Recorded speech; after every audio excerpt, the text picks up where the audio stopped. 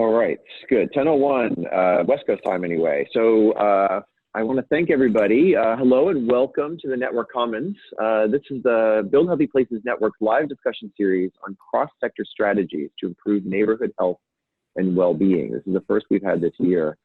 My name is Doug Judy. I'm Executive Director of the Build Healthy Places Network. We're a national organization based in San Francisco with the mission to shift the way organizations work across the health, community development, and finance sectors, with the goal of collectively advancing equity, reducing poverty, and improving health in neighborhoods across the United States. Our hope is that today's discussion and all of our Network Commons will help us move towards those goals. Today, I have the pleasure of serving as moderator for our conversation. As a pediatrician, population health researcher, and a public health professor at UC Berkeley, I'm excited today to explore the opportunities that mixed income housing and intentional community building can offer all of us interested in improving health and racial equity for children, families, and communities across the country. Today, we're lucky to have experts from the Mixed Income Strategic Alliance joining us to talk about how neighborhoods can become mixed income communities, what we know about the impacts on health, and how they can best serve their residents of all backgrounds. The Mixed Income Strategic Alliance is a formal partnership among three organizations: the National Initiative on Mixed Income Communities, based at Case Western University in Cleveland, the Center for the Study of Social Policy in Washington, D.C., and Urban Strategies, Inc., a national organization based in St. Louis, Missouri. So in our chat box, which I think you'll see to your right, we'll provide links to the Mixed Income Strategic Alliance as well as its member organizations. We'll also be providing links in the chat box throughout the conversation for any resources that come up and include backgrounds, full backgrounds for today's speakers. But in addition to the bio links that you can read at your leisure, I want to also introduce our speakers briefly. So first, I'd like to welcome Dr. Mark Joseph. Mark is a professor of community development at Case Western Reserve University School of Applied Social Sciences and the founding director of the National Initiative on Mixed Income Communities that's based there. Mark's been researching and consulting on mixed income communities for over 15 years, and he launched the center 5 years ago. Coincidentally, Mark, right around the time that I launched the Build Healthy Places Network. So we are of like mind. Next, we have Emily Miller. She's a program manager at the National Initiative on Mixed Income Communities. She's been working at NIMC for the last 4 years, and her work includes a range of research and consulting projects focused on mixed income and place-based interventions, and she'll be describing some of those today. And finally, I'd like to introduce Joni Hirsch. Joni is a policy analyst at the Center for the Study of Social Policy. She has a master's in city planning from UC Berkeley. Yay, go Bears, as they say. And now works on the mixed income housing policy, mixed income housing policy, and is part of the community building team that implements network building strategies in neighborhoods slated for mixed income redevelopment in Washington, D.C. Unfortunately, Salin Givargi is not able to join us today as he planned. He's also at the Center for the Study of Social Policy. So I'm going to kick off today with a round of questions for our speakers, but we'll be sure to leave plenty of time for the audience. I also thank all of you who submitted questions while registering for the event. We'll try to get to as many of those as we can. And for those of you watching now, you can use the chat box as well on the side of your screen to type questions or comments you have along the way. And because it is 2019, we're also going to be using Twitter. So you can send us and the rest of the world messages that way as well. So use the hashtag #NetworkCommons, all one word, so hashtag #NetworkCommons. And it turns out, at least I think it was our last Network Commons, we were actually trending briefly on Twitter. So tweet away. So again, I want to thank our speakers for joining us and thank all of you watching online. We can get started. So I want to open today's discussion by first asking you, Mark, to explain what we mean by the term mixed income communities. And can you tell us as well a little bit about your interest in mixed income neighborhoods and your motivations for this work? Sure, thanks, Doug. It is great to be with you today and really appreciate the network hosting this conversation. And in particular, thank you to all those who registered and signed up. It's amazing how many of you all are dialing in, and we've heard from many of our colleagues around the country that you are going to join, so we're glad to have you and excited for this conversation. So mixed income communities, we define very broadly. We're just talking about neighborhoods, even a building that has a racially and economically diverse population. I think it's very important to note that mixed income communities can be planned, so we often talk about mixed income developments, where there is a developer or a planner or a designer managing that environment. But mixed income communities certainly can be what we call naturally occurring as well. So many of you are familiar with gentrifying neighborhoods that have become mixed. And there's a question about how to promote the best outcomes for the people living in that community. The motivation for our work, there's at least 3 very disturbing social trends that motivate our focus on mixed income communities right now in the US. First of all, haves versus have-nots. We have growing social inequality, including deepening racial disparities.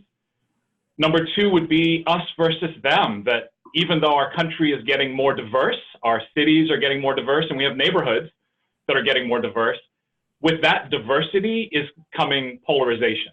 So the more different we are from each other, the more divided we seem to be from each other, especially in this day and age. And then finally, a question of who benefits. Our cities are turning around, our metro areas are turning around. It's very exciting.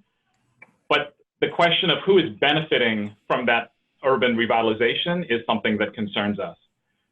We believe that mixed income communities, if they are inclusive and equitable, could be one solution to these troubling social trends. At their best, mixed income communities can ensure shared access to amenities and resources in neighborhoods. At their best, mixed income communities can bridge social divides and give people who are different from each other a chance to interact in more informal ways. They could actually help change mental models and assumptions and stereotypes about each other. And ultimately, mixed income communities could demonstrate the economic and social vitality that comes with diversity. We feel that there's an understandable skepticism right now in our country about mixed income communities and diversity and about the promise of those, and we're not ready to give up on them yet. That's great, and I appreciate that overview, Mark. Now, can we talk a little bit more about what do we know and what do we not know around the concept of mixed income communities, and particularly in regards to health, just given the focus today?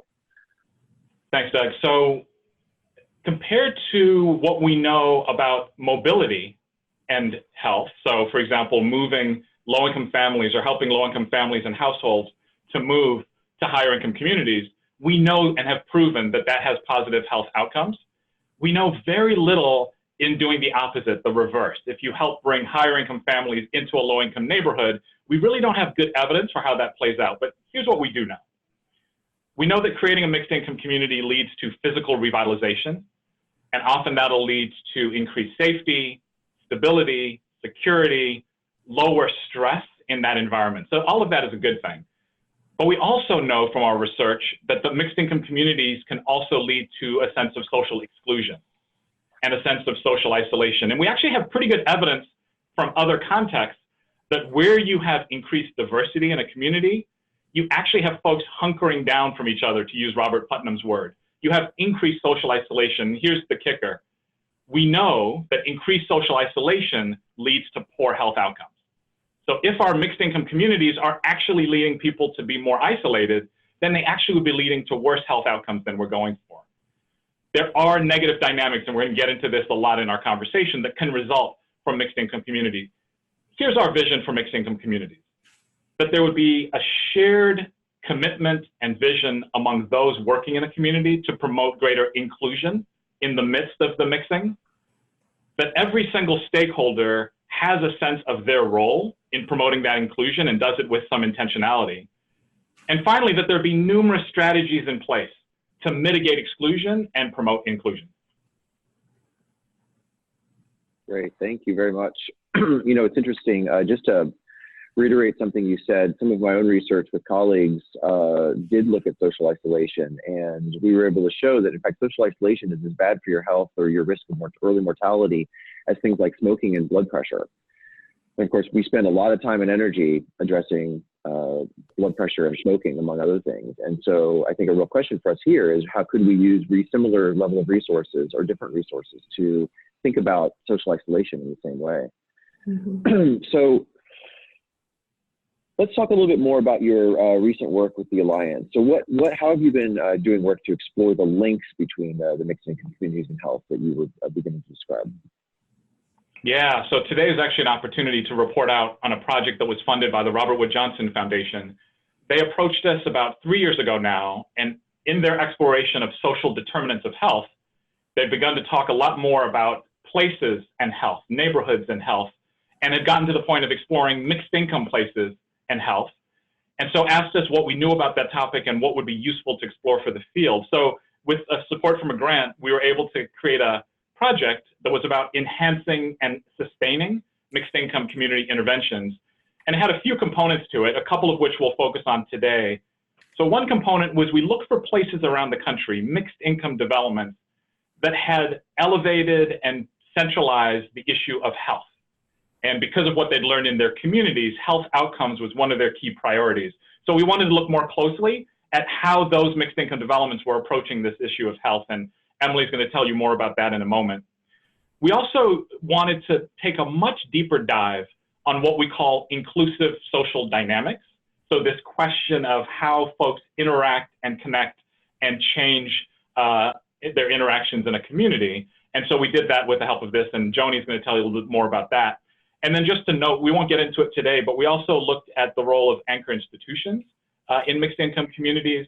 And we also looked at the question of sustaining financing. All of these materials are available on our website. I think the link will be provided for you. So if you're interested, you can find those and much, much more at our website. Excellent. Yep, it just popped up. Great. Joni, let's turn to you next. Could you describe to us some of the work you've done to think about and conceptualize the core question of how can mixed income interventions be a tool for creating thriving, equitable, and healthy places to live? Yeah, thanks. So I think we're going to share with you all a visual to describe the overview of how we connect mixed income community interventions and health.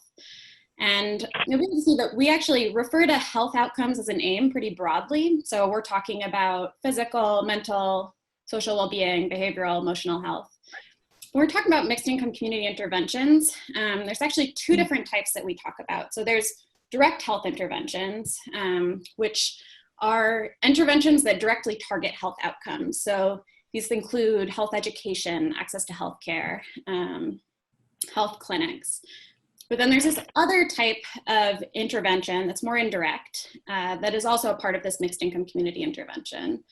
And so some examples of that are physical improvements, which include things like open space or walking paths, economic opportunity, which might include something like access to jobs, career training, and then as Mark mentioned earlier, this idea of inclusive social dynamics, which we will talk about a bunch more later on. And that has to do with resident engagement and community building and governance. And a very key factor here is noting that these interventions can have both positive and negative effects on health. So we don't assume that you have this great mixed income community intervention and then we expect positive health outcomes to follow, because we actually know that there's a real opportunity for negative effects on health as well. And we also note that health can be a barrier or a facilitator to how individuals participate or access resources within their community also. So this goes in both directions. And we will really dig into each of these a little bit more throughout this conversation, but did want to flag the economic opportunity and the inclusive social dynamics as two areas in particular where we feel there's still a really long way to go in terms of actually being able to create positive health impacts. So we'll be focusing more specifically on inclusive social dynamics, but economic opportunity is another one that we're still really interested in exploring too.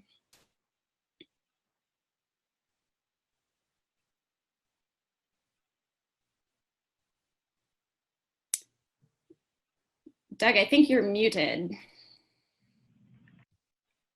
So apparently, this is all for you too. If we move around and we're not muted, the screen will switch for our viewers to whoever's moving. So do mute yourself between speaking. Yeah, sorry everybody. So Joan, yeah, let's build on this idea of the inclusive social dynamics. How have you and the Alliance been thinking about that concept and describe that to us a little bit further? Yeah. So there was once an assumption, or at least a hope, that if you bring together a diverse group of people in the same place, that people would interact and get along and really benefit from living close to one another. And what we now know is that is not actually usually what happens. What we actually tend to see more in these mixed income communities is very little interaction, particularly across lines of race and class. And when there is interaction, it's often negative. So in these cases, things like stigmatization and tension or friction amongst neighbors and isolation are actually perpetuated and can even be intensified in these environments. And as Doug and Mark mentioned earlier, this isolation actually has really negative health consequences. So we wanted to really better understand what we call social dynamics. And this is kind of the secret sauce of mixed income communities. And when we talk about social dynamics, we're referring to a whole range of issues, including feelings of belonging, community building, governance. And while we've seen really good success in the physical side of mixed income developments, the social side, the community building sides have been much more challenging. And I think Joseph Jacob is going to share a link to a scan of the field that was produced by the National Initiative on Mixed Income Communities that provides more background about sort of how the field has seen social dynamics play out. But before we get into the really concrete side of how do you promote inclusion, because I know this is the point where everyone says, this is great, how do you do it? What's it look like? We actually did some conceptual thinking around what are the existing types of exclusion that are playing out in these environments. So we see this exclusion at 3 different levels. And I think Jacob's going to share a visual there just to help orient. So I'm actually going to start with the middle level, which is the social level, which is probably what most people think of when they hear social dynamics. And this refers to the relationships. So social capital, social networks, sense of community, those types of things. We actually think that there are 2 other levels that are equally as important in creating a truly inclusive community. So the structural level refers to influence and power dynamics. So do residents have a voice? Do they have ability to participate meaningfully? And then also the individual level, which refers to more perceptual dynamics. And this is about questions of identity and efficacy, agency, aspiration. So these are all very conceptual, but we're actually designing successful mixed income communities. All 3 of these levels are being played out. So all of these elements are at play, and our work has really shown that strategies need to address all 3 levels in order to be truly inclusive and create an environment where everyone can benefit. So with these 3 levels in mind, we can actually envision how exclusion and inclusion play out. And we have a visual that shows 2 divergent paths, one of which reinforces negative dynamics, and the other really meant to show the promise of mixed income communities. So I'm going to start with that second pathway at the bottom, the negative pathway. And the reason I'm going to start here is because that's actually the status quo. And so what this is showing is what types of social processes play out when there are no intentional strategies in place that are really meant to cultivate this sense of social inclusion. And so what we see if you follow across from left to right, the social processes that happen without these intentional strategies lead to real negative impacts. And so the important takeaway here is this doesn't create a neutral condition, right? So if we build a mixed income community or a neighborhood naturally becomes mixed income, and there are no strategies put in place to actually ensure interaction, meaningful interaction, there are real negative health consequences. So the top pathway shows an alternative vision. And this is really showing the promise of mixed income communities. And here what we see is if intentional strategies are put in place, and this can be either initially just to encourage social mixing in the first place, so something like third spaces that are designed to be inclusive, or even after people are interacting, ensuring that these interactions are meaningful. So it may be more than just a hi to a neighbor, but ensuring that actual attitudes might shift, behaviors might shift, access to resources and power might shift. And so what we see here is that it is necessary to have those strategies in order to get those positive impacts, particularly to get those outcomes to last. So this diagram, of course, is a simplification of what's actually a really complicated process. We know that this process can be cyclical, it can go in multiple directions, a lot of things can be happening at once. But there's really one key takeaway, which is if we want to move forward on the positive pathway, we actually really need to intentionally promote inclusion.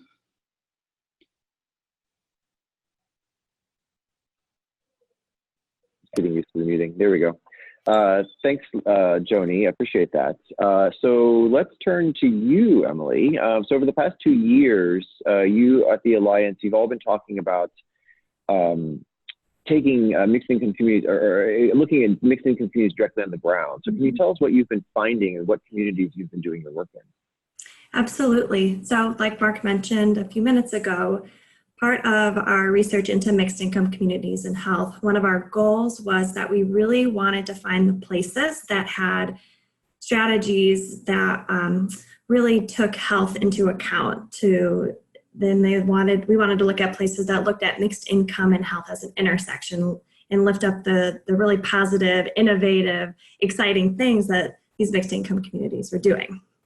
And so we landed on 5 sites in 5 communities: Cincinnati, Denver, Richmond, San Francisco, and Seattle.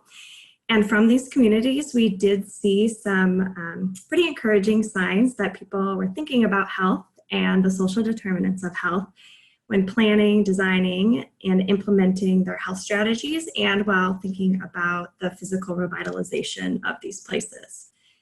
And so, as Joni was mentioning earlier, we're thinking about this stuff in terms of direct health interventions and indirect health interventions, so the social determinants of health. And Jacob, if you could share quickly just a high-level overview. This is just a summary of some of the things that we found in these communities.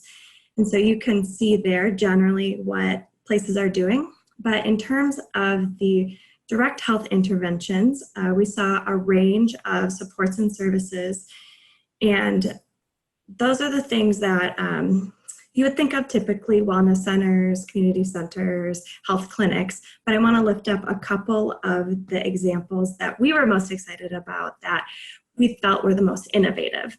One was in San Francisco. They have a trauma-informed approach across their entire strategy, across their entire initiative. So this means lifting up racial equity, resident engagement, and overall systems change as an intersection of the mixed income community and health.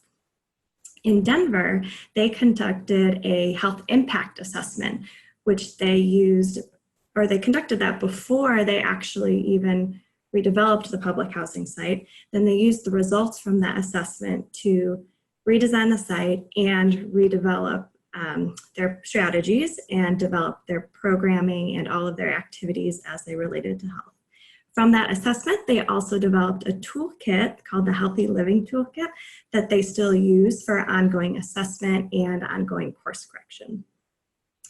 On the indirect side, the social determinants of health side, we saw sites focusing mainly on strategies around physical revitalization and through promoting social connections. So generally, when you think of these things, the status quo things are creating shared public spaces, creating community centers, establishing community builders, and establishing programming.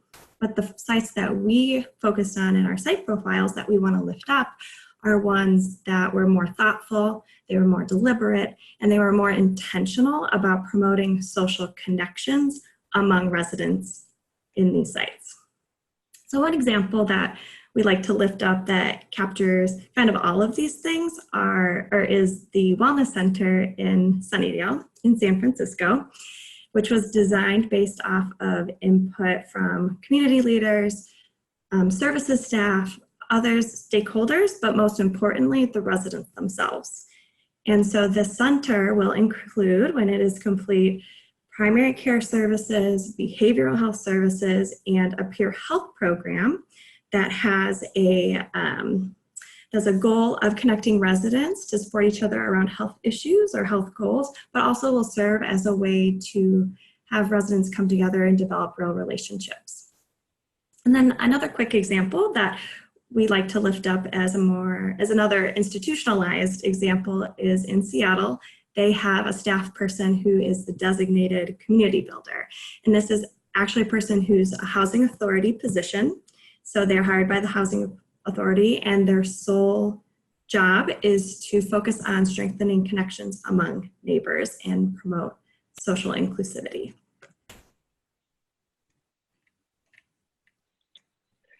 Thank you. Yeah, there's a lot of great examples. And in fact, I've been to the Sunnydale community, and just for those in the audience, just as an example, the Sunnydale neighborhood in San Francisco is 50 acres of former public housing that's going to be, or is being redeveloped currently by Mercy Housing, which is one of the largest national nonprofit housing developers, as well as the Related Company, which is a for-profit developer that does affordable housing as well. So they're doing that jointly. But it's at an incredible scale. So it's just to give you a sense of the types of larger scale communities that are possible. I'm going to stick with you, Emily. So that was a great overview. And so can we sort of pull together some of the implications that you've been seeing from your work for practitioners and stakeholders? And what are some of the things that stakeholders should be thinking about? And what kind of actions can they take as they consider or are working towards building a mixed income community? Mm-hmm. So I'll share 3 concrete ways that stakeholders can be intentional when they're thinking about mixed income communities and health. The first is through the physical design of the site. The second, through activities and programming. And third is through site management. So in terms of physical design, we see this as a key opportunity to promote more inclusive social dynamics. So it's really important to avoid physical design to segregate populations. So what we've seen in the past and still see sometimes today are all of the public housing units in one wing, or a certain type of unit segregated, so families, and those often become filled with public housing residents. So that's one example of something not to do. Another design feature that we see sometimes that we say does not promote inclusive social dynamics is having back porches instead of front porches. So when there are back porches, people are hanging out behind their house. They're not interacting with their neighbors. There's no opportunity to develop relationships with one another. When it comes to activities and programming, it's really important for stakeholders to be super strategic and very intentional about designing and marketing activities to residents across all income levels. So this also involves avoiding the perception that health resources and facilities are limited to low-income residents. So for example, if there's a community garden on site, staff needs to take care to make sure that there aren't groups of residents that don't feel like it's for them. Or if there is a yoga class offered, staff should be really intentional about marketing that class to all residents across the income spectrum, across diversities, across ages, because we don't want the people who are just the young market rate residents to be taking advantage of that opportunity. And then finally, in terms of site management, it's very important that staff and partners take care to treat all residents equally. So one example of what not to do that we've seen, unfortunately, is a housing community providing welcome baskets for market rate residents, but not for the public housing residents. Related to this issue is that it's important for staff to be attentive to possible double standards for residents. And this is where property management is a key player, because they can make sure that actions and decisions are prevented that reinforce and perpetuate negative, damaging stereotypes. So one example that we see often are house rules that are punitive and constraining, like curfews in public spaces or no loitering signs, and then residents getting disproportionately punished for breaking those rules. Rather, we would say you need to develop house rules that are welcoming and inspirational and aspirational and promote a sense of community and community building rather than rules that are set out to punish certain groups of residents. And then, of course, in order for all of this stuff to happen, property managers, health facility staff, peer health workers, others on the site need to be trained to first understand the overall vision for an inclusive mixed income community, which Mark referenced a little while ago. This vision is incredibly important, and it's incredibly important that all stakeholders are on the same page around this vision for the community. The second is that staff are trained to provide services across all income levels of residents. And then finally, everyone needs to be trained to promote belonging, connection, and agency for all residents across all diversities and across all income levels. Thanks, that's really helpful, Emily. Yeah, it strikes me that the intentionality is a lot of it. It's just being thoughtful about inadvertently treating people differently or building places that separate folks. I'm cognizant of the time, so let's just quickly, I've got one last question for you, Joni. We've heard now about some of the on-the-ground challenges that face mixed communities, but from your perspective, what will it actually take to push these ideas further, and how will we bring these concepts of inclusive social dynamics into places, and what practices can help us do that better? Yeah, thanks. So this is really the good stuff, the exciting stuff. I hope by now the sort of one main takeaway that people have picked up on is that physical creation of mixed income communities is not enough to benefit every resident alone. And that these collective and intentional efforts really need to be in place if we don't want to create and perpetuate more negative perceptions and differences and really reinforce inequity. And really recognize that these communities actually can be harmful. But we have hope, and we have looked at some of the most promising models and practices in the field to really better understand what approaches are being tried and what are the key elements of success and sustaining success. And we've narrowed it down to sort of three aspects to highlight right now, and it comes down to the why, the who, and the how. So we talk about why, we're talking about it as the theory of change. So first question, is there a theory of change? We would really recommend this connection between preconditions and strategies and outcomes, and being really intentional about what is the connection between those.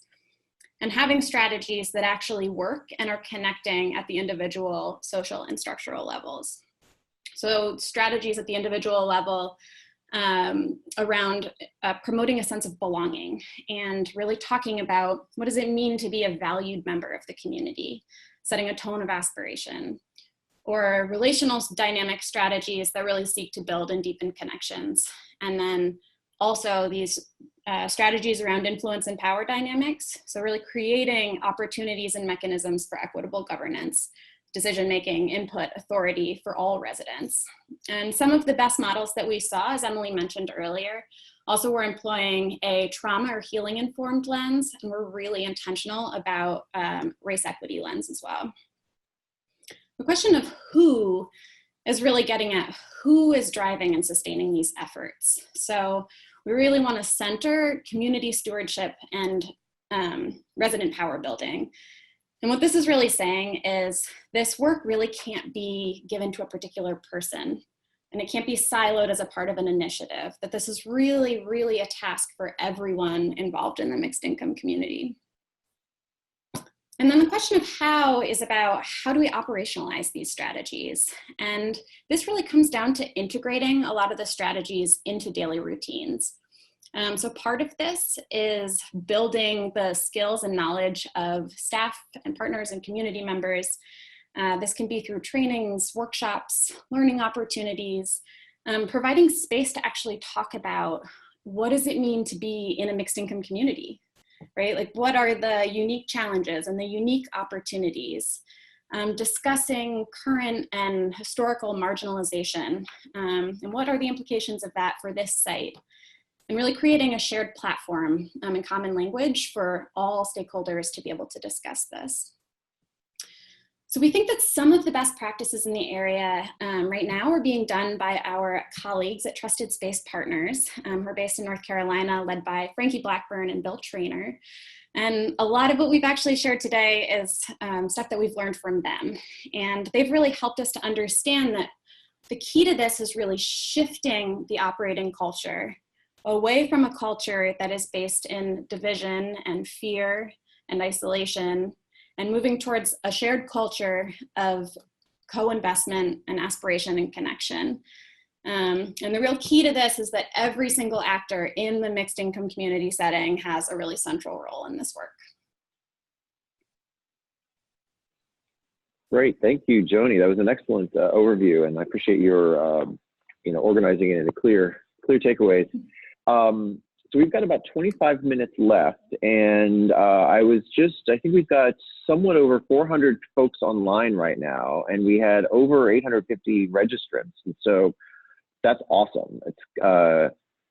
We're excited that this topic is of great interest. So I've got some questions here. Remember as well, this is the first one we wanted? Okay. You can also send us notes or try to get us trending on Twitter. So #network comments. All right, so first question. It sounds like what you found is that each of these communities had direct interventions like health clinic or patient navigator strategies. What are the implications for mixed income communities to make the most of those health interventions? And how can we expand the direct to include the indirect, and how do we measure this inclusion in health in research going forward? Yeah, that's great. I appreciate it. Yeah, I can. Appreciate being brought back to the direct health interventions. We've talked a lot about this indirect stuff and the social inclusion, but I think it's important because each of these communities we looked at, as you said, they had health clinics, they had health education programs, right? They're doing the bread and butter health stuff. But in a mixed income communities, there are ways that you would want to think about even those direct health interventions. One of them is this question of who are they for? And often when we ask that question, it's not something that people have really thought a lot about. And Doug, you mentioned a moment ago, kind of unintentional ways. We have the best of intentions sometimes, and we end up doing something that inadvertently will segregate or will create exclusion. So for example, a health program that really is geared toward the low-income households only, right? Coming from a really important place of saying there is high need among those households, so let's make a program that's targeted to them. However, in a mixed income community, that could quickly become stigmatized as that program for those people, right? If we're spending millions of dollars, as you mentioned, 50-acre site to create an integrated community, we also want to think about every single activity, program, clinic, that's also being integrated, right? Schools, certainly. And so thinking about how those services will be financed and funded so that it could be open to a mix, thinking about what the hours will be, for example, operating hours, so that they're available to a range of folks. Thinking about issues of privacy, right? We know that mental health, for example, is a major issue in the community, but often we've heard there are those who don't want to take advantage of a mental health service in their own community because they feel like they'll be stigmatized. So it's a whole other layer to think through, but we think it's vital in a mixed income community to think at that level. No, it's really interesting. And actually, again, just as a specific example, I'm on the board of Mercy Housing. As I mentioned, Sunnydale, one of the sites you guys looked at, they are building out a community hub. And there's a question, should we have a job training center there? And a Head Start, those are associated with lower income people, but this is going to be a mixed income community. And so they're thinking, how do they make sure that they're providing equal number of services to the middle income and upper income, and make sure that the community hub feels like it's valuable to everybody? So exactly to your point. Doug, can I jump back in on that? Oh, go ahead. Yeah, I just want to make sure I'm super clear. Number one, when we think of services, again, typically our minds will go straight to services for the low-income households. The reality is all of us need services and supports in our lives. In fact, I try to use the word supports more than services. So whatever's being designed to think of it for the market rate, those folks in the market rate units as well, as opposed to just those who might be on the lower end.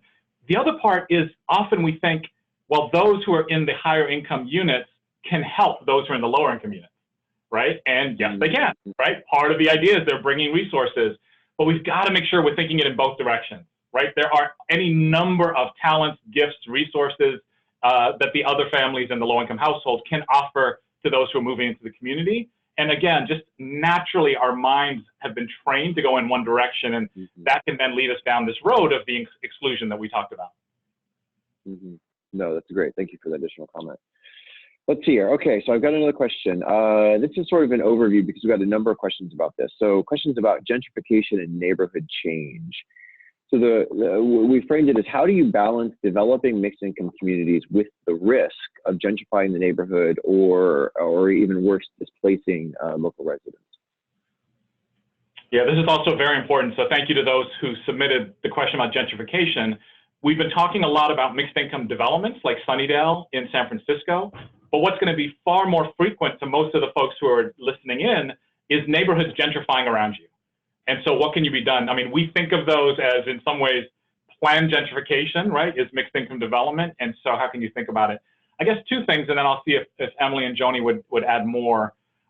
Number one, thinking of gentrification in a couple ways.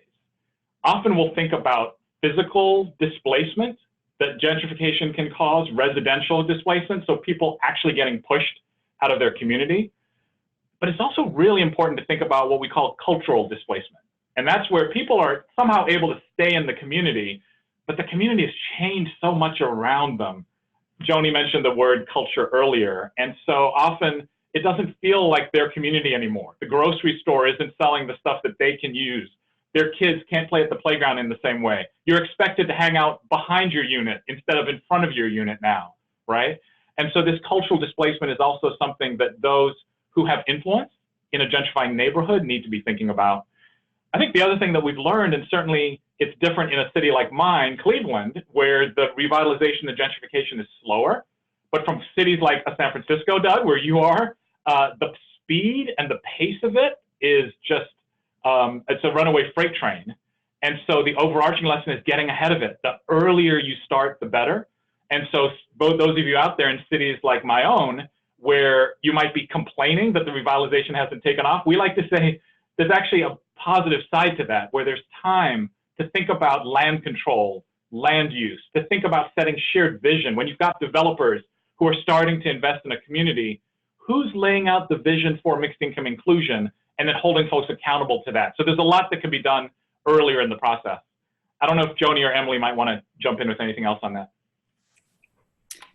I was just, I guess would echo partly what you were saying about cultural displacement. I think something that's happening in a lot of cities is they're actually really sort of cutting edge forward thinking about policies that can avoid displacement. But even in these neighborhoods that are still undergoing a lot of change, even if low-income residents are able to stay in the neighborhood, how are we actually ensuring that their voices are still heard and their history is preserved, and that even though they're able to stay, that isn't necessarily taking it far enough to ensure that these are inclusive communities. I would just add that there are some really concrete things that can be done to get to a place where Mark was saying, with a shared vision that is rooted in the culture and history of the communities. And so across the sites that we focused on, there are really some actually very visual, like public art, things like that come straight from the residents who lived there prior to revitalization. And so starting with that vision and having original residents at the table is so key and so important to preserve that heritage and to preserve the culture, and also then set the foundation for long-term success of a community that promotes social inclusion. Mm-hmm. That's great. And I think, doing more than murals about the culture that used to be there is important, right? You need to really make sure that there's real life to it.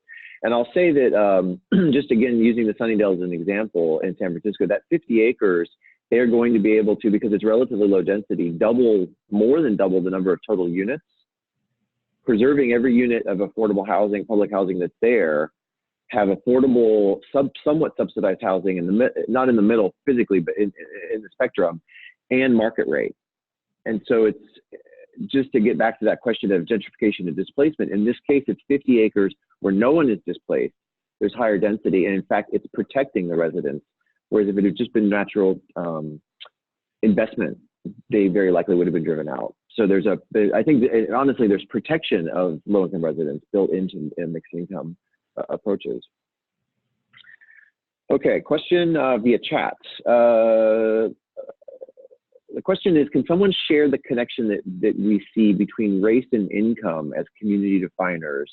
And related to that, what's the degree to which segregation, what your guys' experience, what's the degree to which segregation and the potential solutions to segregation are driven by policy versus self-selection into neighborhoods? There's a kind of tension there. Wow, great question. So I'm glad someone out there has centered race in this conversation. Mixed income is an area where as a country, we've moved away from being explicit about race. Those of you familiar with, for example, the Gautreaux lawsuit in Chicago, which led to this major effort to move families out of public housing into other neighborhoods, was very explicit about race and tracked the race of the communities people were moving into. But we've moved to a place now, for those of you familiar with Hope 6, Choice Neighborhoods, we talk about mixed income, but we don't necessarily talk about race, even though we know, everyone on this chat and this would know that race and income are completely intertwined in terms of who has access to opportunity in this country. So really what we're talking about is both income integration and racial integration. What does this mean? I think a couple things. Number one, we have to help those who are involved in these efforts to be able to be much more explicit upfront about this topic, right? Most of us probably don't raise the issue of race, either in our work or polite conversation, because it can be such a touchy, sensitive topic, and we're often concerned we might say the wrong thing.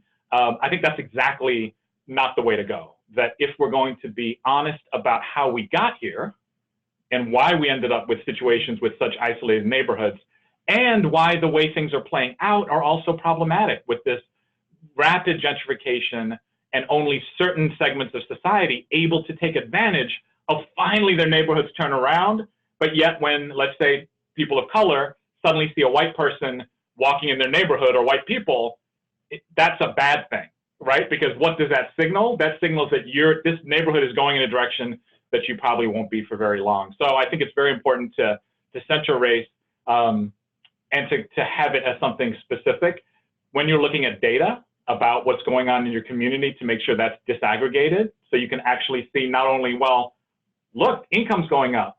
Look, the performance of kids in the schools is going up. But if you disaggregate it by race, you find out, well, that's being driven because the demographics of a community are changing.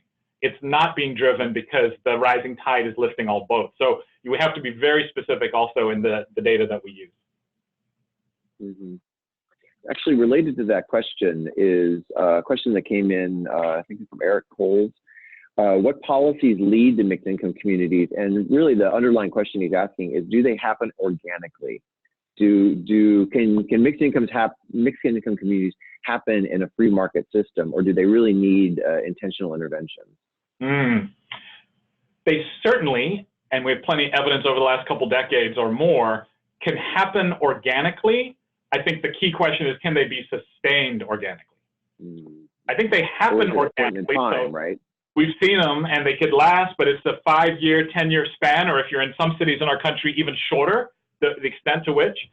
So that's the kind of key question to ask. Yes, they might happen organically because, like, everyone knows the gentrification story. Maybe artists first move into a community, fix up the loft, it starts turning around, and then next thing you know, you're getting empty nesters, and then on from there. So it can happen organically. It also can happen in a planned way where a city, for example, will make particular investments in infrastructure in a community to really try to catalyze that kind of investment. And we can see now that that actually can play out very successfully. So the real question is, what are ways in which you can, I don't think there's any slowing down gentrification once it gets started. I think that's pretty clear. And I don't know that anyone would necessarily want to slow it down. It's really about how do you make sure that the benefits of it are being experienced in a more inclusive way. Actually, Doug, if I could just raise one other policy, because we've talked about mixed income development, we've talked about gentrification. many of you would have cities that have what we refer to as inclusionary zoning or inclusionary housing. It's a really important and very popular policy as a way of creating mixed income development. The reason I wanted to raise it is because often when we talk about inclusionary zoning or inclusionary housing, we only talk about preserving affordability. We're very focused on, let's say there's a developer, they've been given some incentive by the city, maybe land at a low cost, but then they are held to having to include, let's say 10%, 15% of the units set aside for affordable housing. The challenge we see is that often it stops there. So as long as those affordable units are set aside and you have 10 to 15% of the families, we figure we've done what we need to do, we move on to the next one. And I think it's really important that we try to figure out, hold on, what's going on in that building? What is the experience like for those families? And are we using that not only as a way to get a few more affordable housing units, but really to try to seed and catalyze and change this integrated culture in the way that we've been talking about. And we see very little consideration and planning of inclusionary zoning that can achieve that.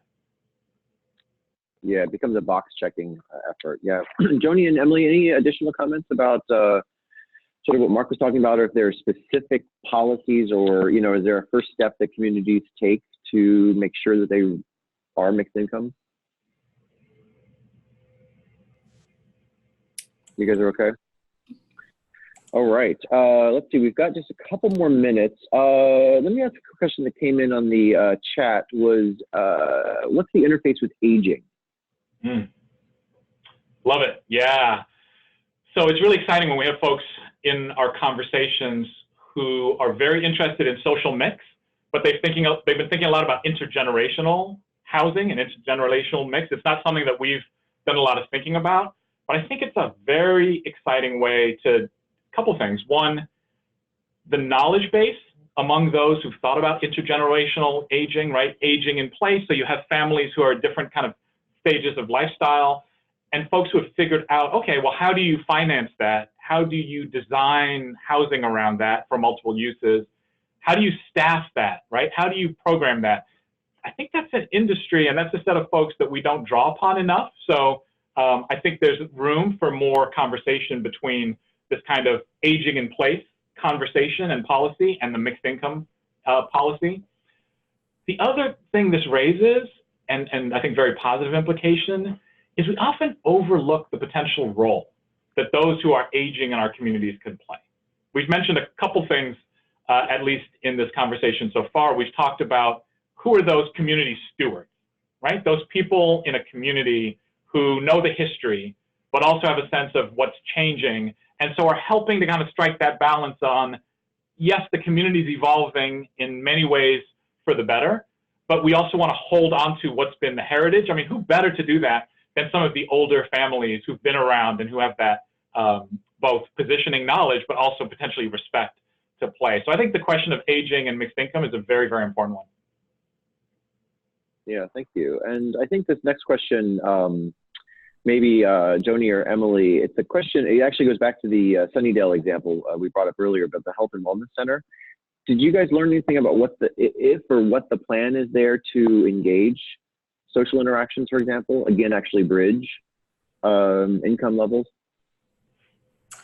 Mark, I'm going to toss this back to you because I think you have been there more recently than anyone else. I have, but actually, because people are tired of hearing from me, I'm sure. I want to invite Joni in. Joni hasn't worked in Hope SF, but the strategy that Mercy Housing is using is called Neighbor Up Night, and these monthly Neighbor Up Nights. And Joni mentioned Frankie Blackburn and Bill Traynor earlier, who are the gurus of community engagement, who we've learned so much from. And Joni's been doing similar Neighbor Up Nights in Washington, D.C., and maybe she could talk a little bit so you could get a really concrete sense of that strategy to bring people together. And you're on mute. There you go. Yes, thank you. Yeah, so love talking about Neighbor Up Nights. What a Neighbor Up Night is, what we call it, is a party with a purpose. And really these are intentional spaces that include a sort of set of intentional practices that are meant to really facilitate meaningful exchange. And they're kind of based on the theory that every individual has value and has wisdom and has something worth exchanging. And so there's a number of sort of practices that are sort of lightly facilitated throughout these nights that are a chance for people to bring their best selves, really, and exchange what they have to offer.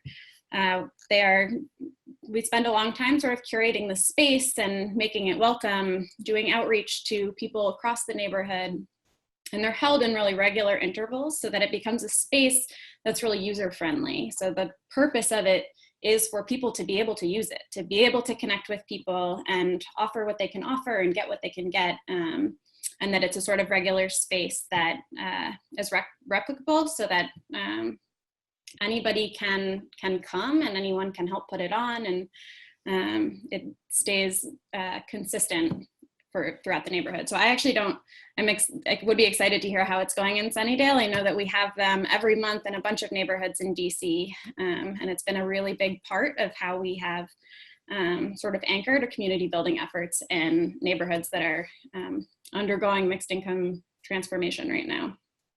And Doug, let me take just 30 seconds. I know we're almost out of time, but to give you the specifics that happen in a neighbor up night. Again, Google Trusted Space Partners if you want to hear some more. First of all, new and good.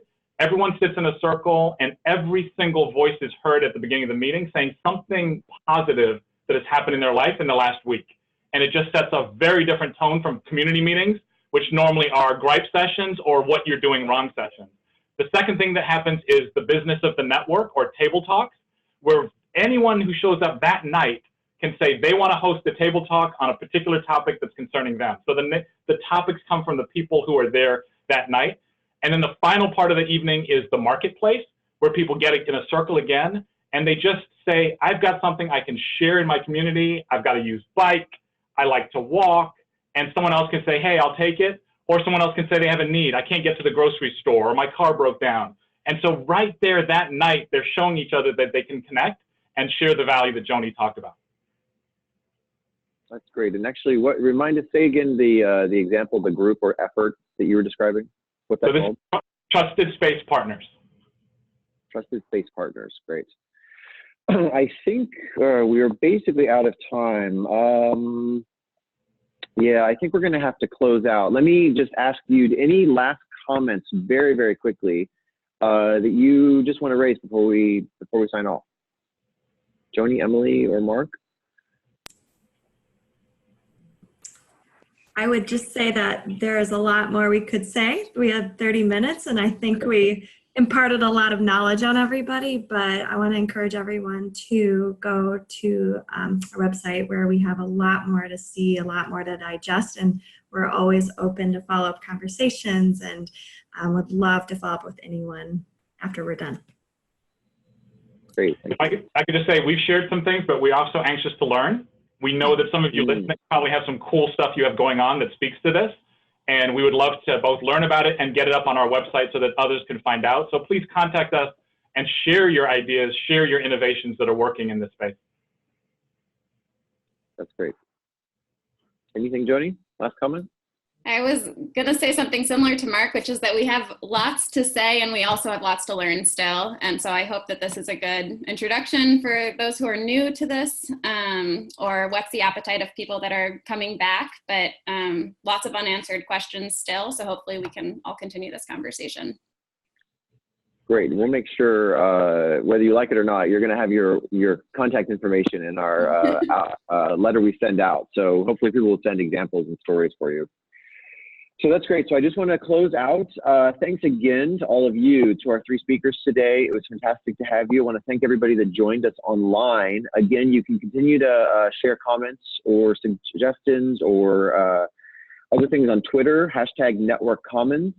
If you missed any of today's discussion, this will show up on our YouTube channel. The Build Healthy Places Network has a YouTube channel that you can go to. You can also find there any of our past number of network comments and different topics. We'll be sure to send an email out to all of those who registered with specific information about the Mixed Income Strategic Alliance, as well as some of the other resources that were raised today. Please do come to the Build Healthy Places Network website, build.health. You'll see there that we've got a number of resources, tools, and other interesting topics for everyone who's here today. And do let us know by Twitter or direct email if you have ideas for future Network Commons. We'd love to have you. So thank you, everyone, and thanks everybody online. Bye.